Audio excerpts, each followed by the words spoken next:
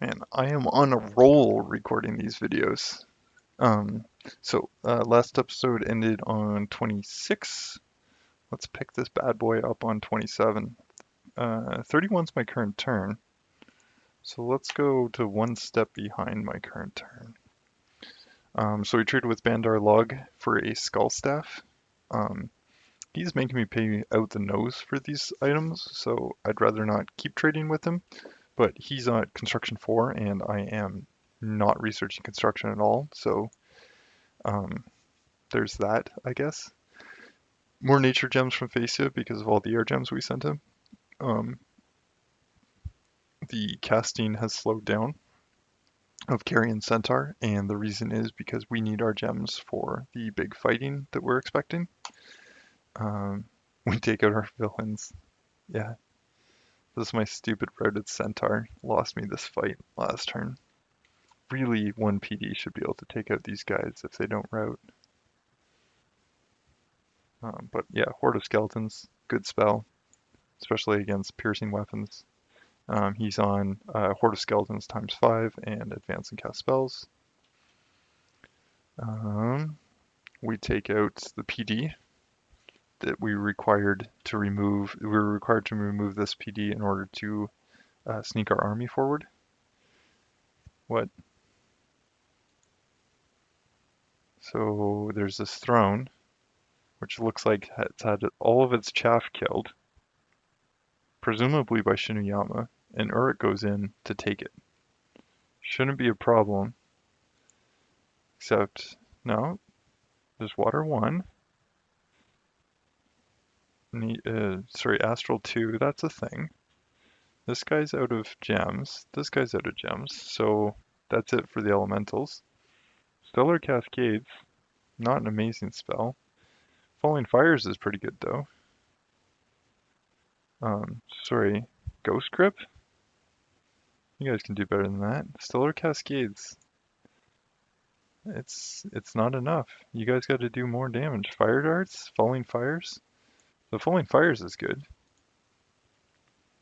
Keep up the Falling Fires. Horde of Skeletons, excellent spell. Love it.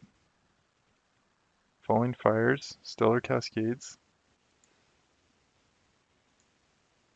Is the Stellar Cascades doing it? I don't think so.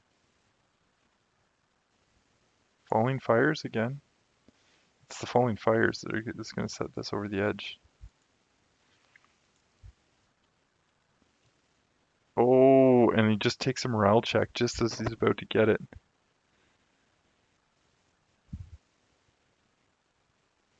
Okay, in this version of the battle, it looks like these 3 guys survive. Unless it's going to time out and they're going to run. Yeah, that's got to be it, right? No. Oh yeah, they only lose 1. Okay. Brutal. Brutal. That's embarrassing.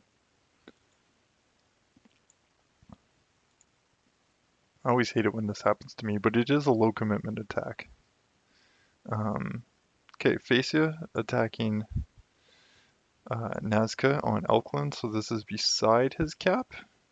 Pretty light attack. Nazca attacking Bandar Log in 1. This is a hell of an attack force. And there was a bit of a dump here. So, yeah, this is a war party right here. He's having a hard time blessing his troops, I think. Yeah, these Sapaya aren't blessed yet, and they're probably going to all be on hold and attack. No, no, maybe he did get the blessings off. No, there's definitely unblessed troops. So he has so many sacreds, he can't even bless them all with his mages. Yeah, hold on attack rear, hold on attack closest. And it's just going to be a murder frenzy here. Yeah, the Sapaya are the things that scare me. Now, I have magic weapons on my bless, so the ethereal isn't the end of the world. But I have a lot of units that don't have magic weapons. And those are the ones that I really need to fight Nazca. So we go in, this is just Horde of Skeletons, I'm not going to show it, it's 1 PD. So it's us trading with Bandar. Nazca attack Bandar log with a light raiding party in 1, perfect. Oh, okay, we're going in on Shinuyama. So these guys are on attack, these guys are on attack, these guys are on hold and attack. Earth Heart to cast Divine Blessing. Yeah, so each of these guys is a holy 3. So that's not why he brought his Pretender. His Pretender is still casting Regeneration.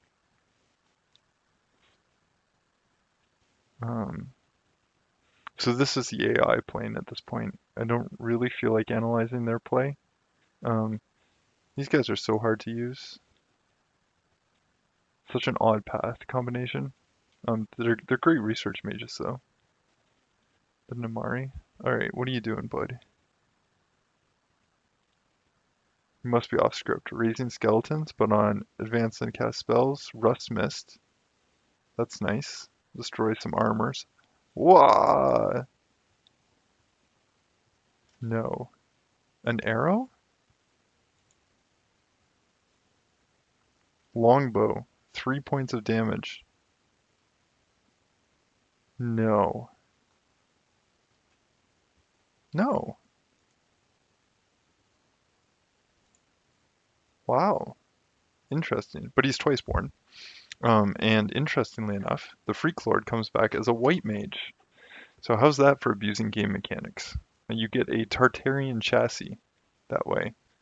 So he's got a Titan Pretender with a Hellbless for the cost of a Hellblessed Dom 1 uh, like rainbow chassis. The Freak Lord is a rainbow chassis.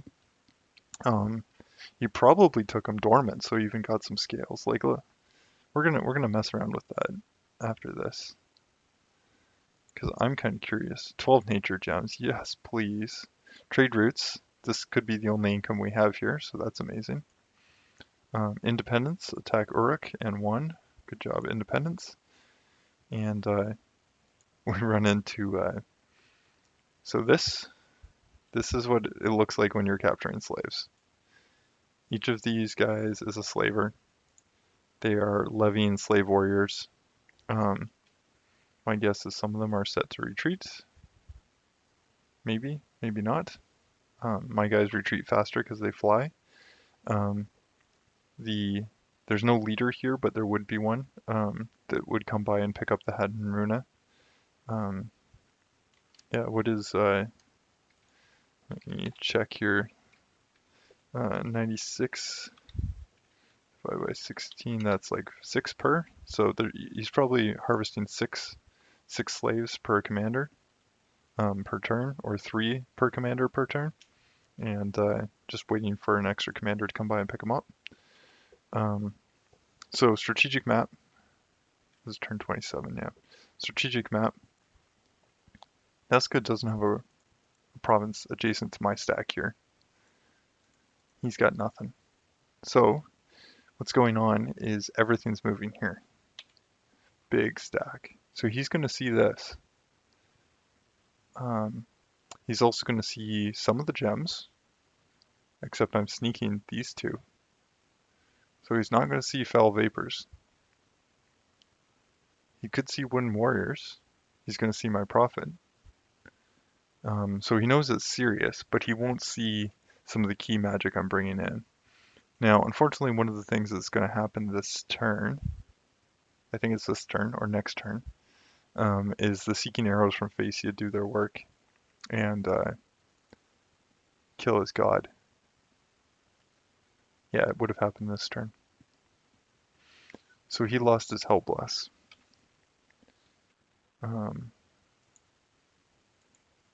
It's just gone. So the ritual phase Seeking Arrows happened before battles, so he lost his bless before this battle. Now he's going to get his Pretender back really quick, I would expect, because it's kind of priority number 1 for him. With the bless, it's too valuable not to get it back quickly. So yeah, we're still site searching.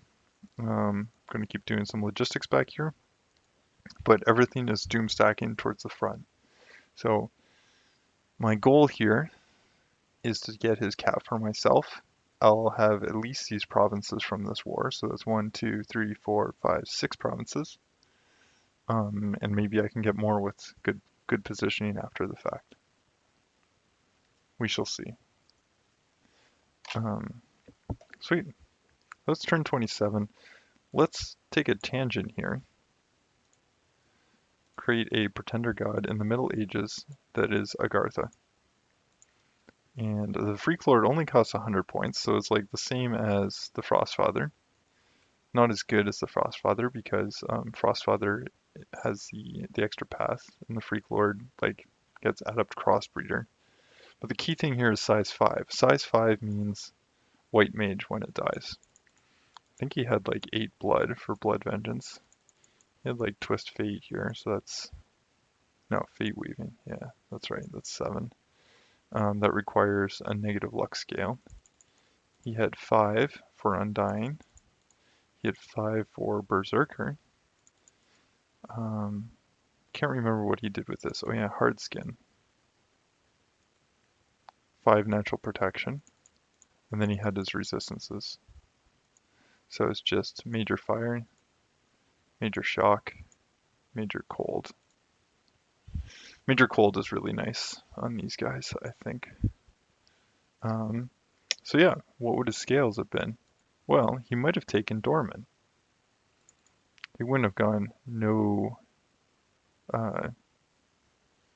yeah, he wouldn't have gone no Dominion, but it's a possibility. He would have gone Heat 3, because he's Agartha, and he likes that. Maybe not Drain, but let's sacrifice these scales first. Okay, let's say he takes Drain. Something like this is a possibility. That's a hard start. As Agartha, that's a hard start. I guess you can use your Sacreds and you don't need the production capabilities. Maybe you take Death so you can get some production. Low Dom score though. For sure that's a low Dom score. Full health scales in order to get more Dominion? No. And he couldn't have gone to prison because that's 3 years. Give or take half a year. It wouldn't be up yet. That's a hell of a design. Those are rough scales for Agartha. He's living and dying on summons. Completely living and dying on summons. What a strategy. I love it. Blood Vengeance is such an interesting blast too, because it's a little bit game changing. The way you have to play around it. So we're trading more with Bandar. Maybe we'll look at the strategic map here. Yeah. Okay, events first. Unrest and Misfortune, because we have luck 3. And, okay, so we would have raided from here south, just because we can. So we're carving land for ourselves at this point. Don't know what happened here, but he's lucky he did that in some ways and unlucky he did it in others.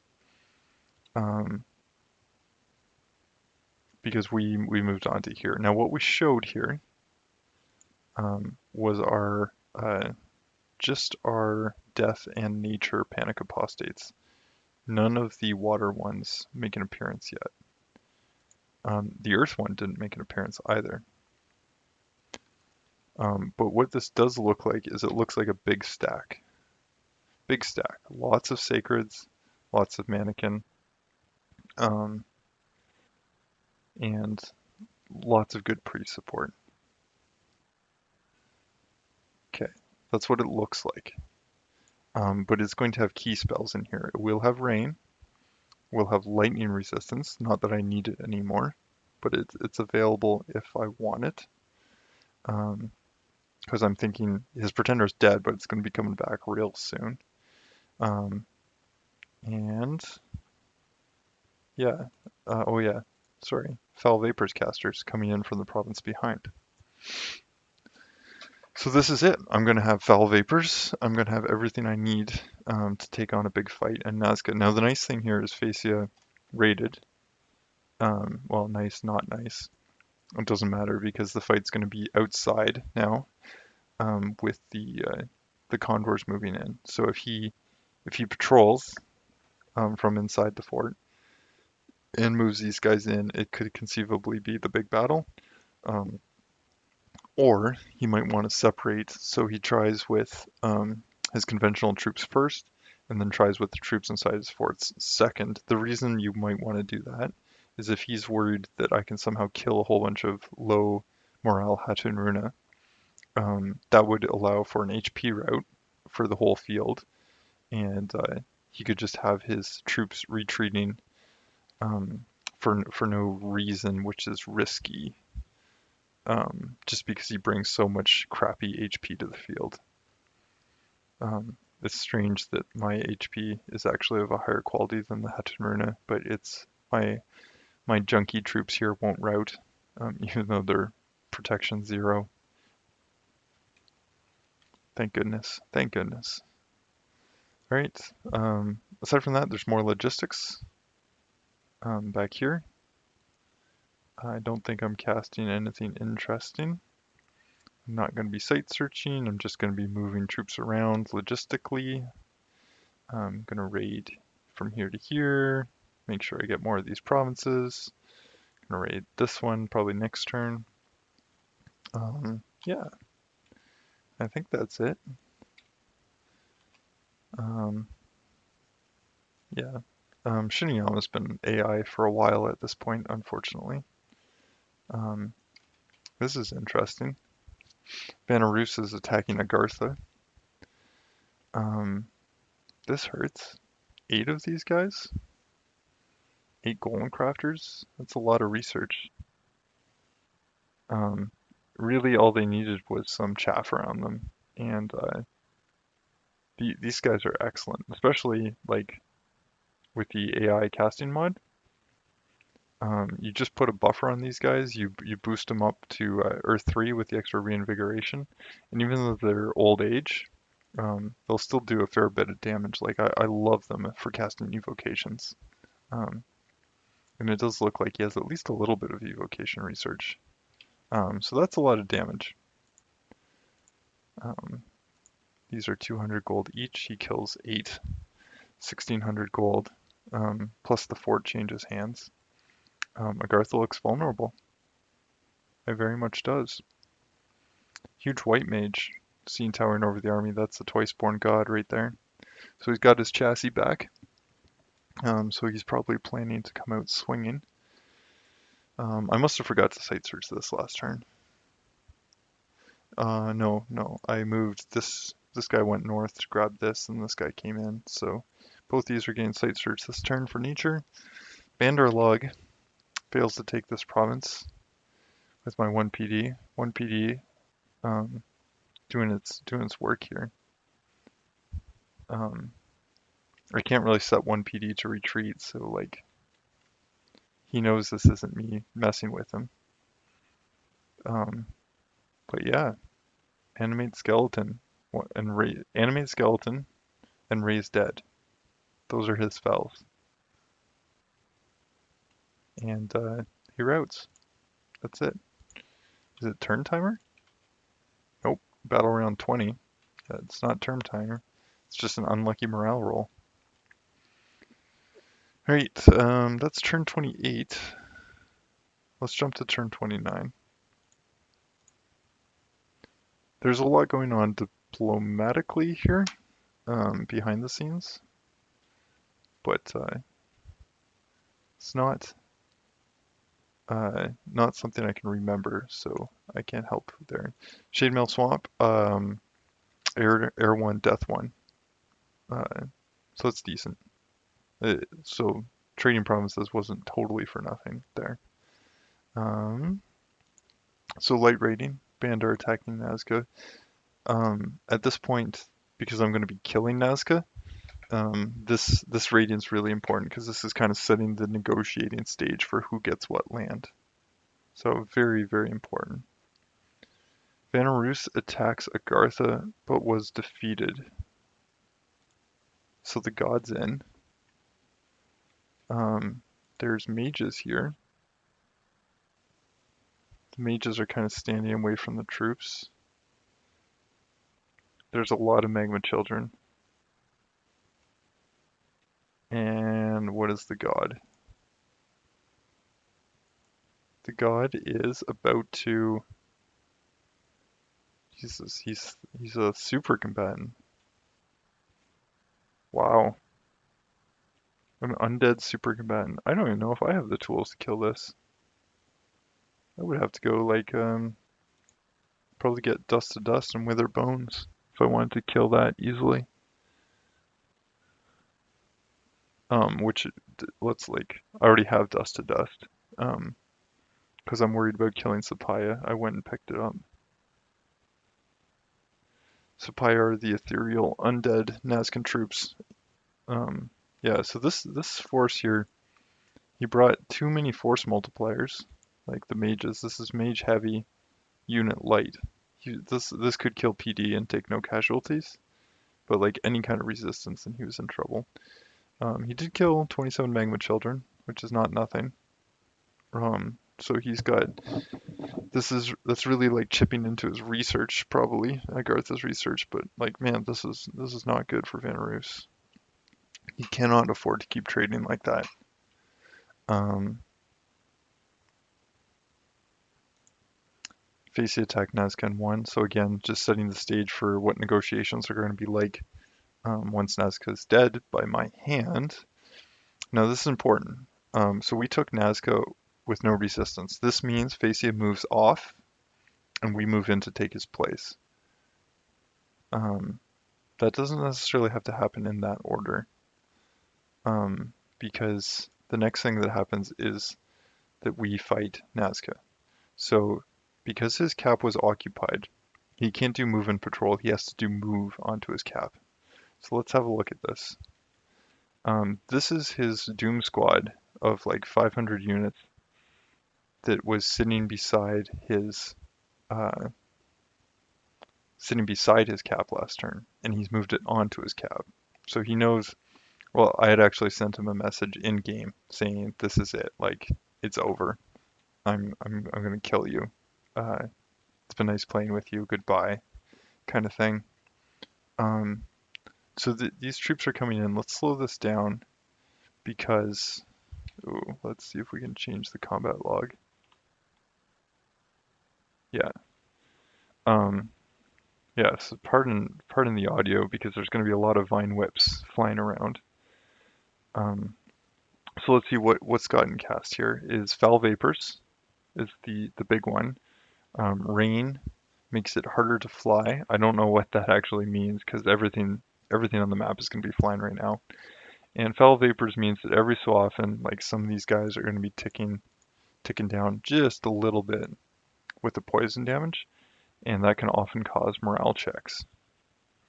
Um, every one of my guys is going to have extremely high poison resistance. So 15, foul vapors is 5 poison damage, so 15 poison resistance makes it very unlikely you'll get hit. These guys could get hit because they have 5 poison resistance. So when you roll the DRN on the poison versus the poison resistance, it's quite likely that these guys actually do get poisoned. So at the end of their script, each of them is casting personal regeneration, which will keep them alive in the event that they do get poisoned. Yeah, so my chaff here should be getting Quicken Self first. Let's see if he's getting hasted. Combat speed 18. Yeah, it means he's got plus 50% move speed. And they should be getting regeneration right shortly.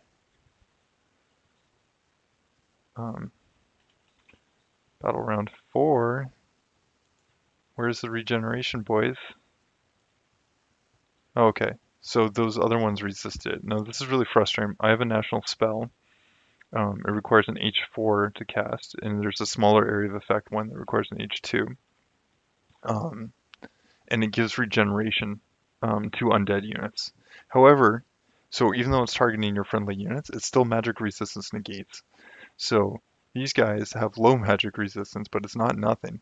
So they're resisting getting their own buffs. And it's one of the reasons Asphodel is considered a weak nation. It's because their own buff spells are resistible by their own units. It's very can be hard to play around. One of the things I could do is buy some penetration gear for this guy. It would ensure that his buffs were more likely to affect my units. Um, but in general, it's not hugely important because when he goes off script, he's gonna start trying to buff these guys with regeneration. Oh yeah, and it doesn't just affect the it should like this regeneration should actually affect the Horde of Skeletons guys as well. So I can give them swiftness and regeneration. Um, yeah, so 10 battle rounds, and then it runs for another 10 after the battle's over, I think, or 20. Um, and that's all it took to kill 350 Hadron 20 Sapaya, 30 Condors, 10 Condor Warriors, most of his devils, and then his leaders escaped, unfortunately. So yeah, absolutely devastating. Let's watch this at the high level. Hadron Runa going in, Hadron Runa going in, Hadron Runa basically gone. And yeah, we have a Doom Squad. So what did the work? Black Centaurs did the work. Um, you add all this together, and you'll get what, maybe 250, maybe 300. So Foul Vapors did the work, killing a quarter of their units, if not more, and probably causing a significant number of morale checks that made this other killing a lot easier. There also would have been a Horde of Skeletons generation that would have killed a lot. And yeah, so that's the battle in Nazca, and the entrance is breached. Because if you look here, I lost 38 units. Most of it was garbage. I lost 3 Black Centaur, 4 Centaur Warriors. I want these to die. I actually really don't want these to continue. I don't want to have to keep paying for them. 28 gold per year. Don't want to have to pay for that. So this is good. Unfortunately, like it's looking like I'm not going to lose any Panic Apostates, and these things are 240 gold a year. This is 20 gold a turn. It's very expensive to own those things. And they're all twice born, so I just need them to die somehow, very quickly, preferably. Venerus raiding, and we raid some trolls, so that's cool. Events, Misfortune Magic, Air Gems, and finish the fort construction. Yeah, so that's it. We're going in. We are going in. This guy's getting out because we don't need him. Oh no, I think I decide to send him in. I think I do decide to send him in because I'm worried about Sapaya. One of the things I'm looking to see here is that these guys should be casting Dust to Dust. Yeah, Blessing is a waste because of Divine Blessing. Blessing, Blessing, Blessing. Oh, yeah, that's right. There was limited Sapaya here. I think I would have noticed that. So these are all Death 1s, and they're all going to be set for Dust to Dust casting. So this is armor negating, magic resistance not negates. Um, so it's an area effect 1, low precision, that basically will kill Sapaya quickly. Thank goodness. So I'm going to keep a bunch of them.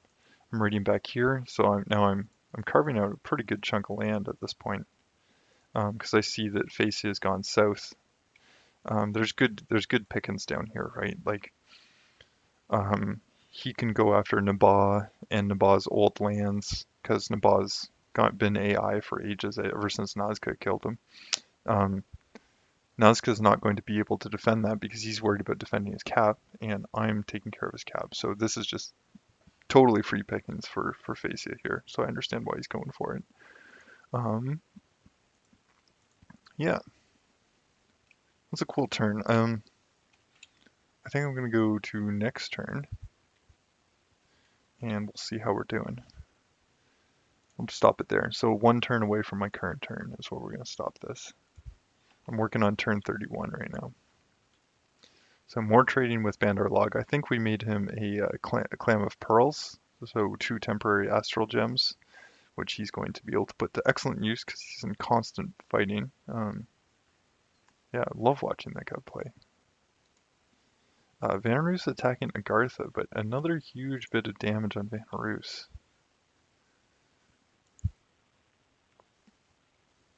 So now this is a little better, right? He brought troops. He didn't put the troops in front of these guys. Moss Body's interesting because these guys won't take like 25 poison damage. Undead are immune to poison. His secrets are statues and are immune to poison. The Magma children are inherently just immune to poison. So I can't use poison against these guys. Um, I can use Horde of Skeletons because they're low attack density.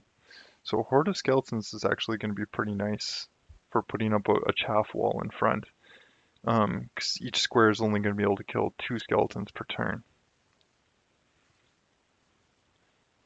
Yeah, because they're all size 3. It'd be interesting if he took larger, because then they'd be all size 4, and then I could really wall things off with skeletons.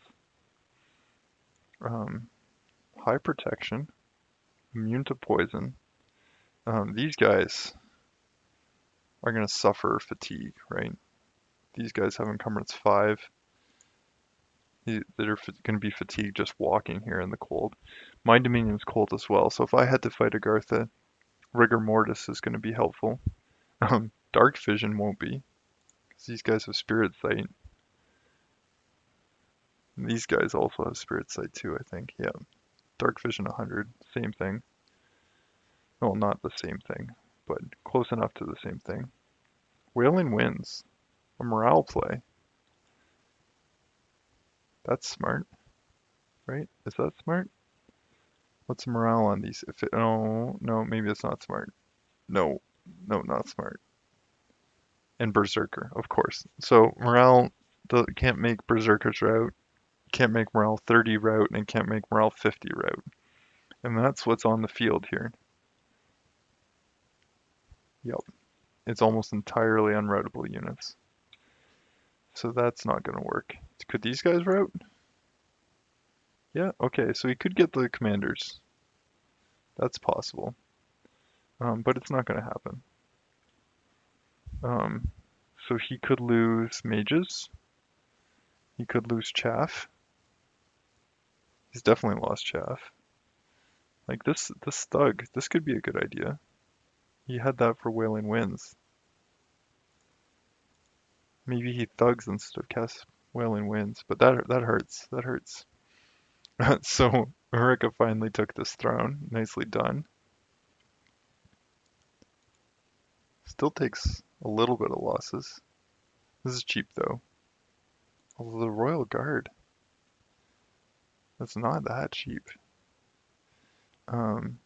We finally take this province within our lands. I have a bad habit when I actually play my turns. I rarely watch battles. I just look at the summary and say, "Oh, I did all right here," or "I did poorly here."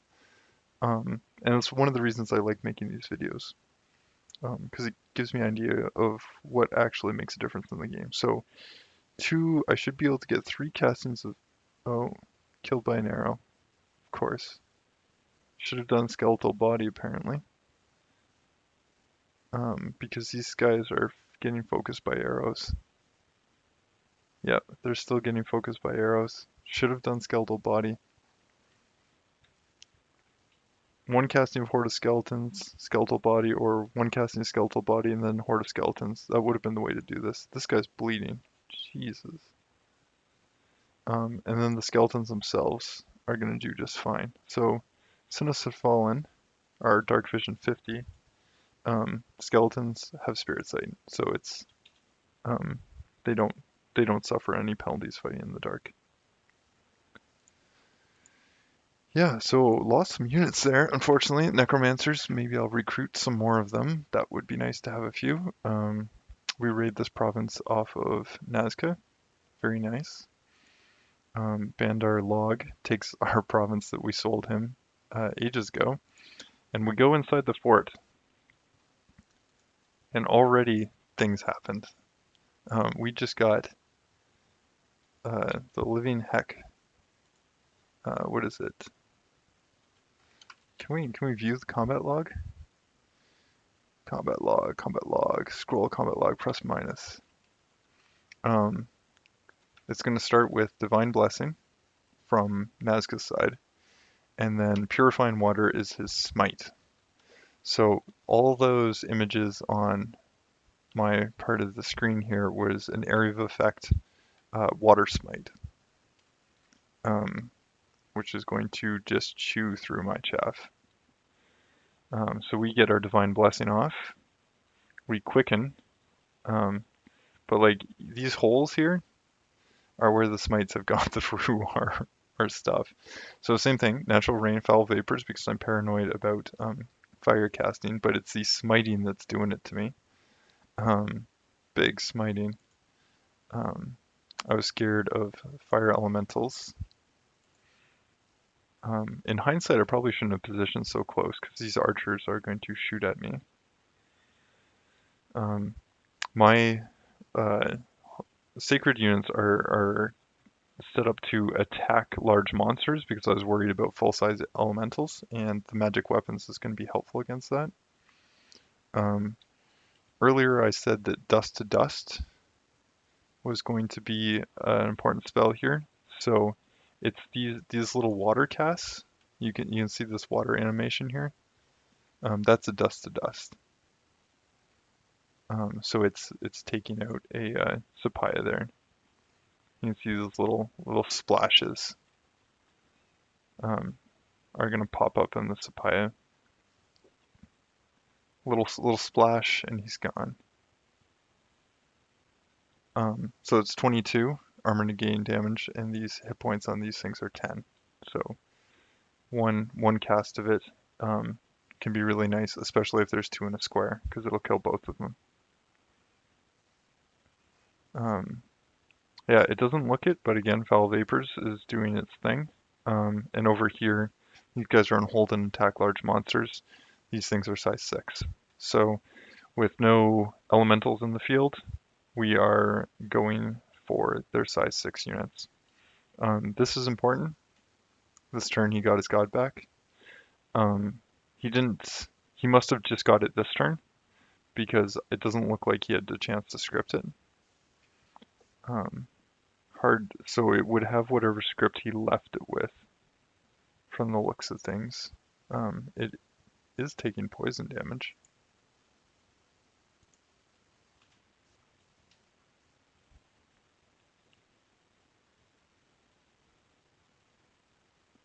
Yeah, poisoned. So yeah, Foul Vapors is hard to see in action, but definitely an important thing. I don't even know where this guy came from. Soulless Nazcan Warrior? Maybe he's got like undead reanimation and he was trying to knock his cap down. So yeah, lots of smites from the Royal Maliquy, but it's not enough, and we take it. Now, I do take losses here. So 60 carrion beasts, even though it doesn't matter that much, but it still hurts. 13 mannequin, 13, 27, so that's 40 mannequin, so 150 units lost. Sorry, not 150, 110 units lost total. 10 of those are my living units, the Centaur Warriors, which are all gone, thank goodness, and 4 Black Centaurs, which really sucks. I always hate losing those. These guys are more precious than gold at this point. And we take everything, and the fortress is ours. Hooray! This is more like it. This, again, low PD, Brigands attack, trying to take advantage of my low PD. But in your face, look what I have here. He animates skeletons. one at a time. Oh no, it's raised two to animate dead. Um, and it's going to what? What are they going to do? They're going to get scared, fail an HP check. Yeah, they lose one troop and they rout. Thank goodness. Old man, brigands, and unrest. So I have a monster boar here. I'm going to be patrolling this out. I'm going to send a little patrol party out there to get rid of it. I don't think I have to worry about the units that come with it. I think I can just send chaff, and that'll be fine. Because this province should actually be worth something to me if I can keep the unrest down. And yeah, so this explosion here is every single mage going its own direction. I'm going to site search for nature and death, and I'm hoping to find something, anything really, to keep me in the game. Um, what I really need is a stone idol, and I can get my dominion out of this province and keep it long term. I want to claim this and fort it because this is 1, 2, 3, 4 gems per turn. If I find even one site here, which I'm hoping I will, I'm sending my best site searcher there. This is going to be worth as much as Nazca's cap to me, which is 5 gems, although the income's pretty good. So yeah, this is going to be, again, very precious site. If I can get 5 or 6 gems a turn here, I'm gonna want to hold on to that. This is nice, the Canyon of the Wild Winds, which we knew existed. This is useless. I'm not going to be entering for 4 XP. I mean, I could abuse that to try and get another tick of research. But that's the payoff so slow. It's just not worth it. I'm going to lose a bunch of units taking a Bogus here. This is Bogus and his Dark Knights. It's a very, very bad event with some very strong independence. So I'm going to take some losses here, sending in my Sacreds. They're all going to be blessed, and a good chunk of them are going to die. Taking a whole group underwater with the cauldron to make it look less serious. So that's going to cut this down to a reasonable 40 units. About 40 units here. They can site search, then I'm going to go here, take this out, 20. It's not bad. I should be able to take it. Site searching here, even though this isn't worth it. More site searching going on. And yeah, it's new war time, guys. And why I've been fretting about what's going on in Agartha so much is because what I'm thinking is that I should attack Agartha. Vanarus is losing too many troops here, in my opinion. Like, this is too much. You're losing too much, bud. And if he's losing too much, I don't want to hurt him anymore. I want him to do well. Hopefully, Zabalba doesn't attack Vanarus. I think Facia is too extended to attack Vanarus. Like, if you look at how far he is away, like he can probably sail pretty quickly up to here. But I don't think Facia is going to want to do that. He might do that. Because he has dark sails. I would suspect his troops are going to go down here for Nabaa, and he might get involved in Mictlan's war and take Mictlan out. Mictlan, I think, is in trouble now that Nazca's not going to be fighting back. So I'm hoping that Facia leaves Vanarus alone, and I can go. I'm going to go attack Shinuyama to the north here. So what I'm staging in this area is a series of troops. These guys are sneaking forward because they have lower map move. And we're going to hit this. And then we're going to hit this. And then we're going to take Shinuyama. Hopefully. We'll see if it works that way. I'm imagining in my mind it works that way. I'm just hoping everything pans out according to plan. The theory being that it looks like Agartha doesn't really have too much else in the way of infrastructure because he's been relying on his Hellbless. So he can fight off Vanarus with these big fights, but Vanarus should be raiding more than this, and maybe he will later. Like I'm worried I'm cutting off Vanarus maybe by going here and here, but that's the plan. No, I'm not going to turn this ship around. This ship has sailed. This army here with its 169 units. I had close to 450 I think when I started. Maybe not. I had 450 siege strength, so probably half that, maybe 250 in units. So this greatly diminished force here is going to site search first and then keep going south because there's no sense bringing them all the way back to the other side of the map. It's going to take too long. Um, I'm just going to use the troops that are available to me.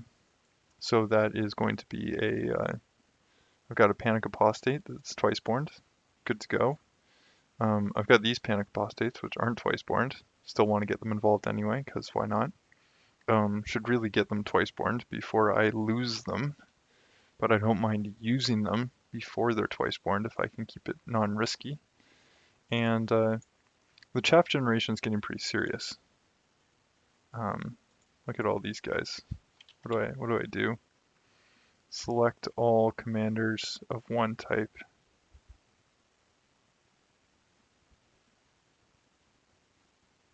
Alt click. This is my chaff generation. Each of these guys gives me 2 pieces of chaff per turn. This is getting pretty serious. This is getting to the point where these guys have 70 undead leadership, and I can send basically 70 pieces of chaff a turn continuously. So if I twice born that, I get these guys back. They can make more chaff, or they can go out again and die. Doesn't really matter to me. And this is going to be useful for sieging down these fortifications, which are 250 and 250. Unfortunately, I am going to be chaff poor here. And I do need to get more in the way of chaff to get these troops here. Let's see, 1, 2, 3 to get here. So it is a little far. Technically, like, Vanarus is weak and I could attack Vanarus, but I'm worried about that benefiting Agartha. So my thinking here is I'm not going to attack Vanarus until I've taken some provinces from Agartha. I would imagine Uruk is going to greed his way over this way. And I will greed my way up this way. And if Uruk wants to fight, I will fight him. Because it's really easy for me to kill this. It's just so easy. I haven't seen Uruk use like mages in any substantial way yet. And I'm going to have 1 Foul Vapors caster. And all I gotta do is keep my troops alive then. If I'm gonna cast Foul Vapors in a fight. There's no sense casting Foul Vapors against Agartha. Everything he has is going to be super poison resistant. Even the Shard Guard, right? Like, where's the Shard Guard? Built in 15 poison resistance. He's like one of the few nations in the game that really doesn't, I shouldn't say one of the few. He's a nation in the game that doesn't care at all about poison. Anyway, that's turn 30. My current turn is turn 31, so I'm not going to make a video of it quite yet because I'm still hemming and hawing about what to do. But you can kind of see how the thrust of the game has turned. This is now my land, kind of, and I'm going to site search it and treat it like it's mine. I'm going to build infrastructure here, and I'm going to settle in. This is going to be a new war front. I'm hoping that Agartha is too extended to do anything about it, and that Uruk is too distracted to join in. And that Vanarus won't mind that I take a province to get through to into Agartha's lands. That's what I'm hoping anyway. Um, might not work out that way. I'm also hoping that, well, I know Banderlog is distracted with fighting Ulm and Mechlin off at once. This has been a really bad war for Mechlin. Um, and I don't think it's been beneficial at all for Ulm. One, two. It's not really so far for him to attack. Banderlog's actually like going to be coming out quite strong from all his fighting. It's quite impressive. Quite impressive. Facia, I'm worried about him. Facia attacking me. He really could. Um, he could see this and go in himself. His ability to concentrate forces on Nazca is quite high. Um, and like it's basically for him to take. It's really like his desire to not upset me versus his desire to own Nazca. That's the balance. Because I'm so far away from Nazca that once this army dissipates, which it will eventually, there really won't be a defensive force here at all, and he could just waltz right in. So if he wants to kill me, he totally could, but I think he's going to be distracted. He's got land down here that's basically undefended. He's got Mechlin, which he can just wait on and then take. There's indie provinces here all over the place. Don't know what's going on there, but I really hope Van Roos takes some of that. Because it's just free land for Facia right now. Like, Facia is in the most envious of positions. Like, I wish I had these indie provinces adjacent to me. I wish I was adjacent to Nabha. I wish I had a neighbor that was in a war like Mechlin is right now. Like, I'm attacking Agartha, who is not devastated by his war. I could attack Van Roos, who's not devastated by his war either. Um, yeah, Facia, definitely you're doing the best diplomatically right now. And like you're gonna end up with Nabha's cap. So I did all this fighting here, and you're going to end up with a cap without doing even a fraction of that fighting. A little jealous. But that's a turn. Catch me when I get up to turn 31 next episode.